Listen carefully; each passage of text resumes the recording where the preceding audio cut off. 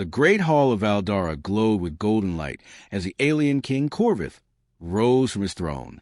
His voice thundered through the chamber, shaking the air itself. "Each world under my banner will send its strongest warrior," he declared. "Let all prove their loyalty through strength."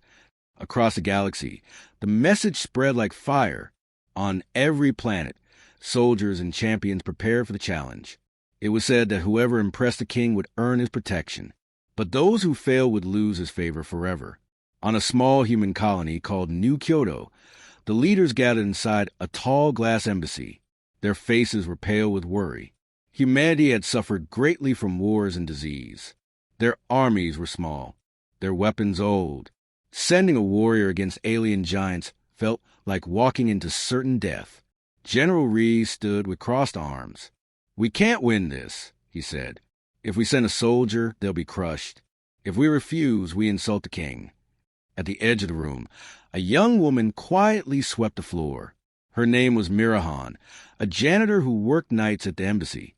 She listened as the leaders argued, loud, fearful voices echoing off the cold walls. When silence fell for a moment, Mira looked up. "If no one else will go," she said softly, "I will." Every head turned toward her.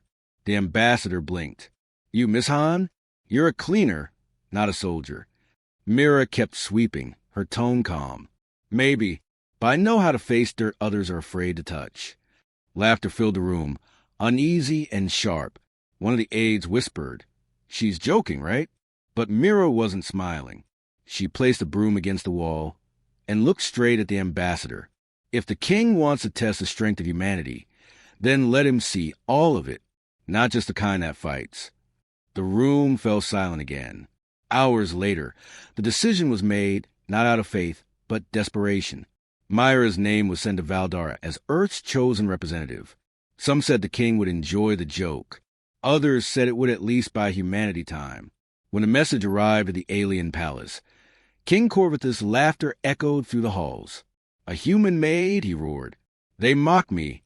Very well. Let her come. I will show her what strength truly is." The following week, Mira stood on the edge of a landing platform, watching the sky burn orange as the alien ship descended. The wind whipped through her dark hair. She carried no weapons, no armor, only a small bag with a towel, gloves, and a broken data pad she used to fix cleaning machines. Her friend, Jean, ran up to her. "Mira, don't go. They're monsters out there. You won't survive." Mira smiled faintly. "Maybe, but someone has to show them what humans are made of." He shook his head, eyes full of fear. "You don't even know what they'll do to you." She looked toward the stars, her voice soft. "No one ever does until they go."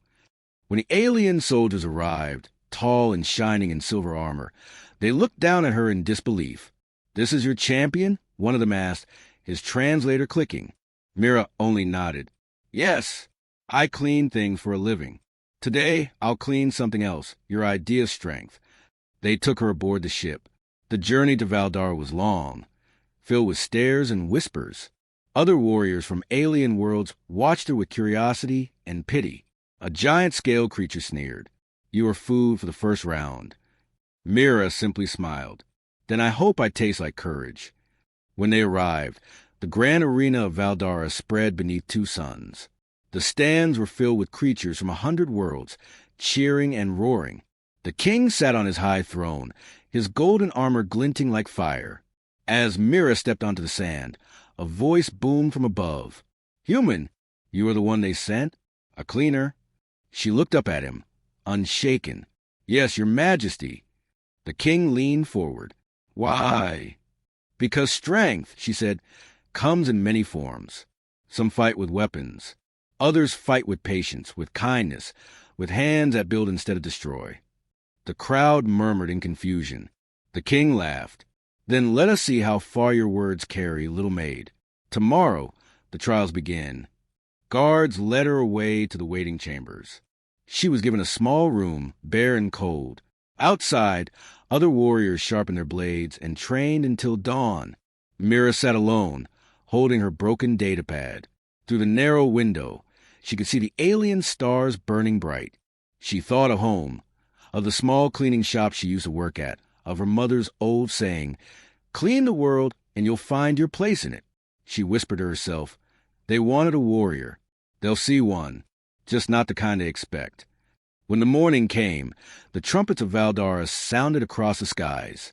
The trials were about to begin, and in the heart of the arena, the little human Maid walked forward, head held high, toward a destiny no one, not even a king, could have imagined.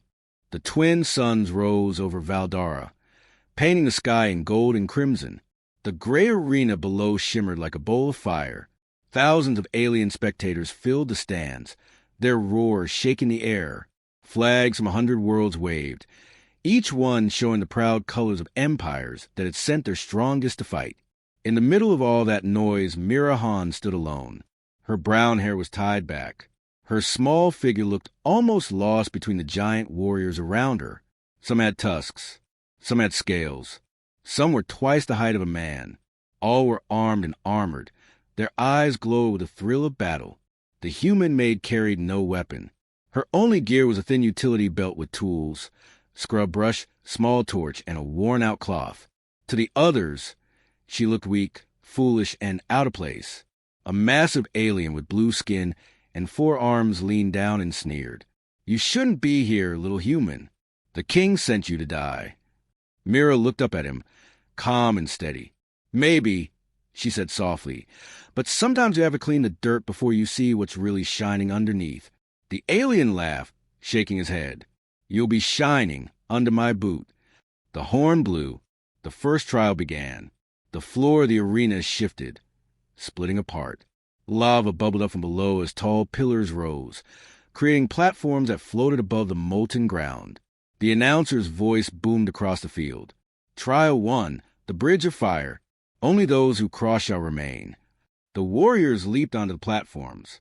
They fought, pushed, and kicked one another off into the glowing heat.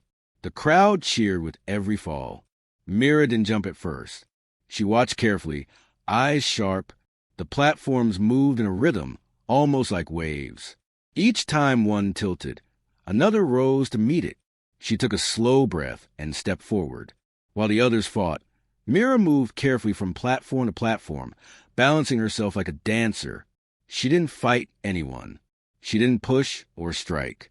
She only moved forward, steady and calm. An alien soldier saw her and snarled. "Coward, you think you can sneak through?" He swung his blade. Mira ducked, grabbed the edge of a broken platform, and used it to swing herself across to the next. The soldier tried to follow, but missed and fell into the lava below. The crowd gasped. King Corvith leaned forward on his throne. His golden eyes narrowed. "Interesting," he murmured. By the end of the trial, only 6 warriors remained. 5 were giants, burned and bloodied.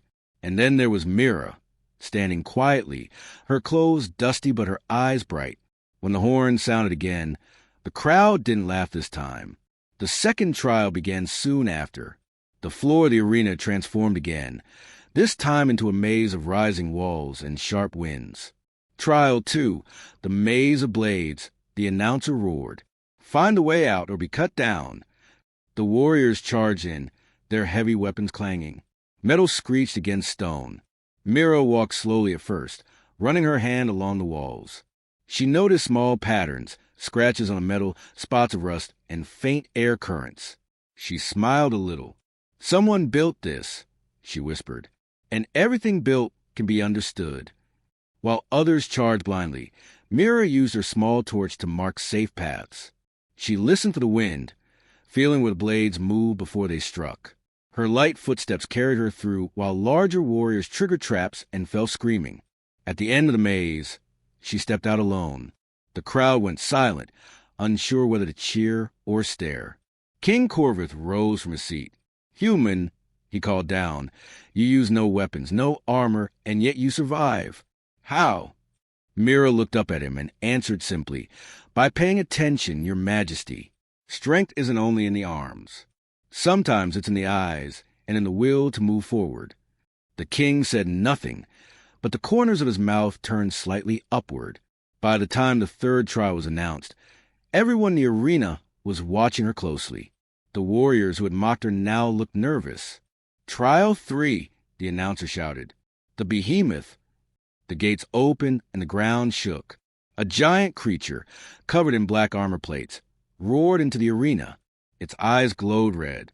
The other warriors lifted their weapons, ready to fight. Mira stood still, her heart pounding. The creature lunged toward her, claws tearing through the sand. She ran, not away, but sideways, leading it toward a broken pillar from the earlier trials. As it swung at her, she ducked and rolled beneath its leg. She pulled a tool from her belt, a small electrical rod, and jammed it into the creature's joint. Sparks flew. The beast roared and stumbled. Mira climbed onto its back and hit the weak spot again. The creature collapsed with a final thunderous crash. Dust and smoke filled the air. When it cleared, the human Maid stood beside the fallen monster, breathing hard but alive. The crowd erupted in cheers. Even the warriors who remained bowed their heads slightly. King Corvus stood. His golden armor glinted like fire. "Human," he said, his voice echoing through the arena. "You fight with no sword, yet you're defeated every challenge. Tomorrow, you will face the final test. Win it, and your world will earn my respect." Mira looked up at him, her hands trembling but her voice strong. "Then I'll clean this galaxy of its doubt, your majesty, one test at a time." The king's eyes gleamed with something almost like pride.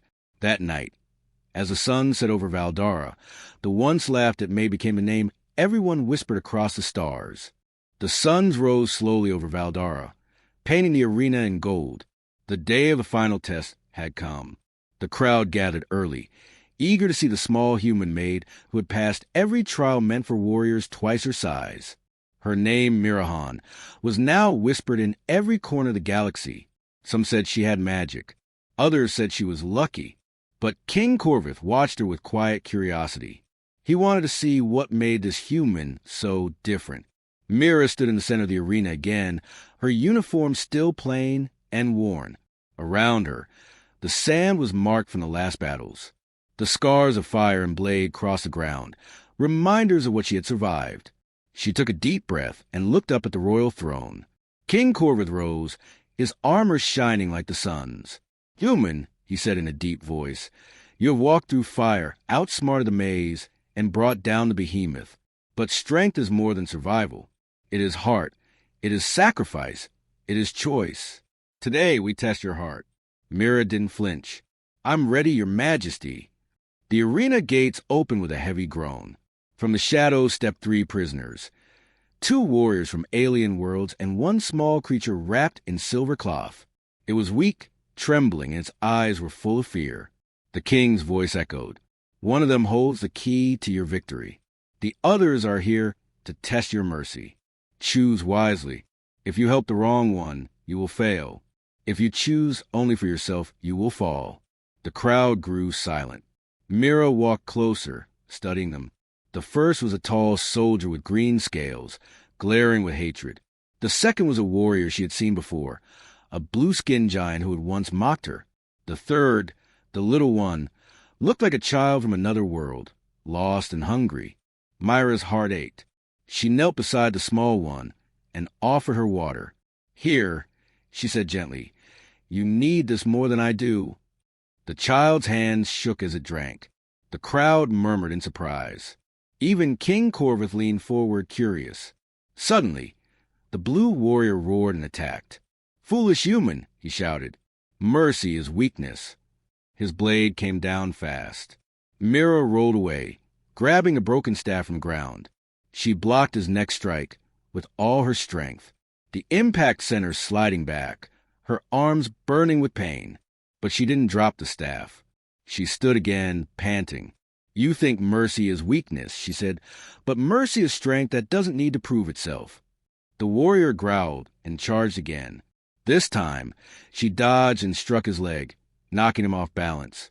He fell hard, the blade flying from his hand. She could have ended it, but instead, she threw the weapon aside and turned to the small creature again. "Run," she whispered to it. "Get somewhere safe." The child blinked and stepped back.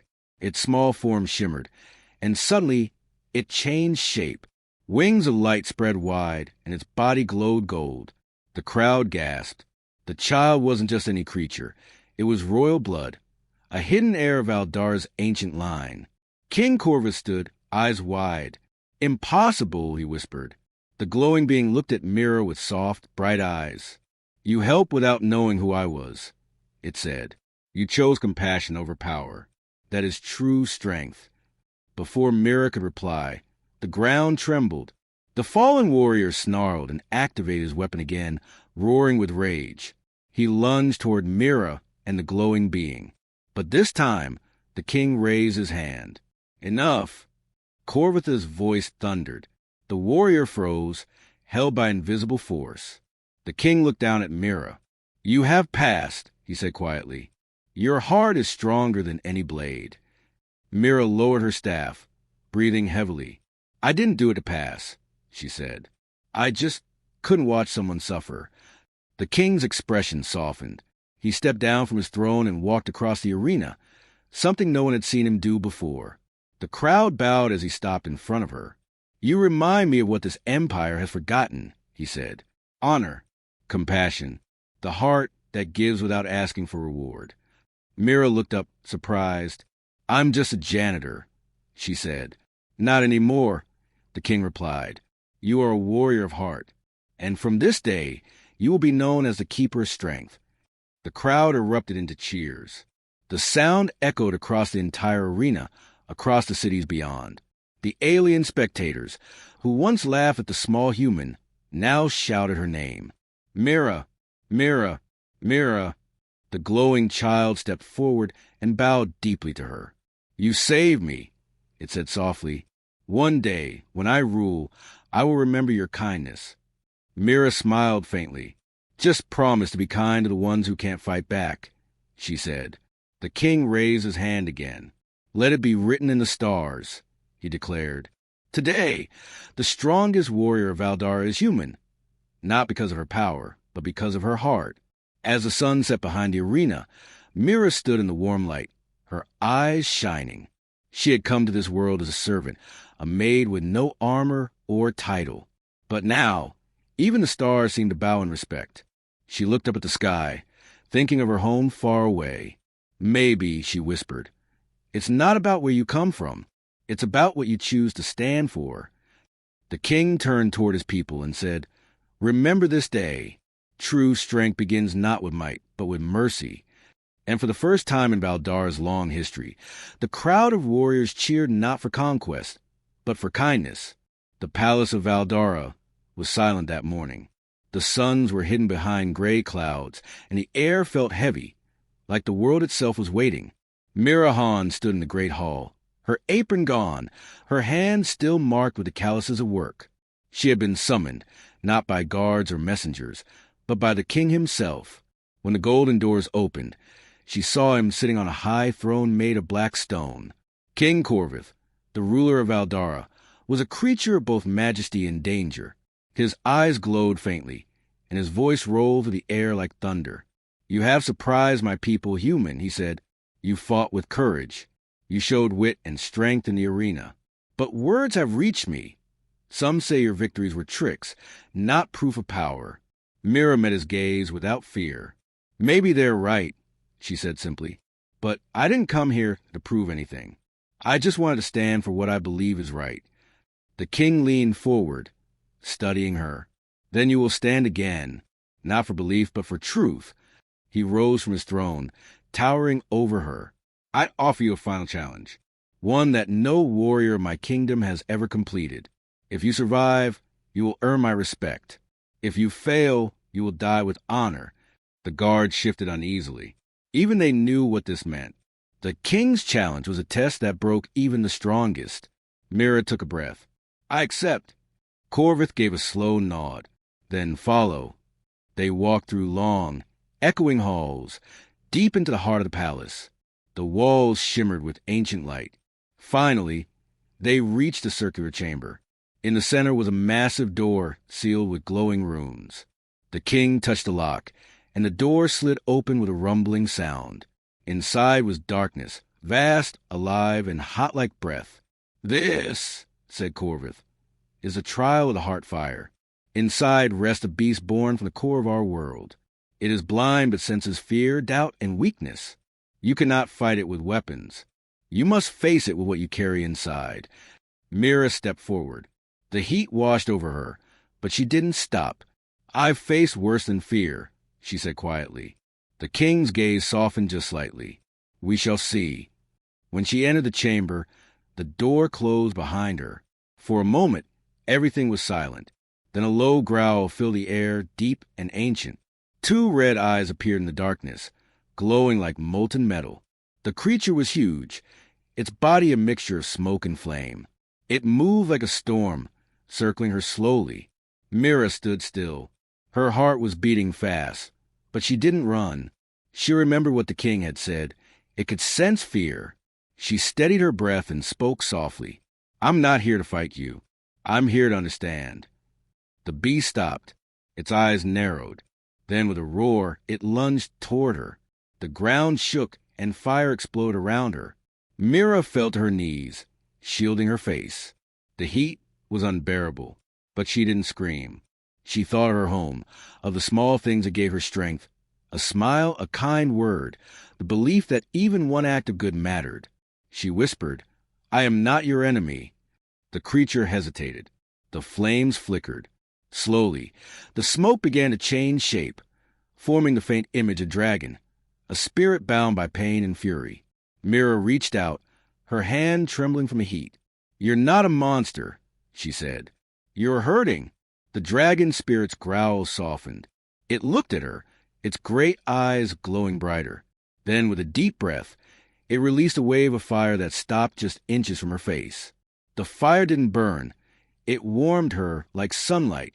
In that moment, the spirit spoke, not in words, but in her heart. It showed her memories of war, of betrayal, of the endless struggle for strength. And then it showed her something else, a memory of the king himself, younger, standing before the same beast, afraid. Mira understood then. The challenge wasn't about defeating the creature.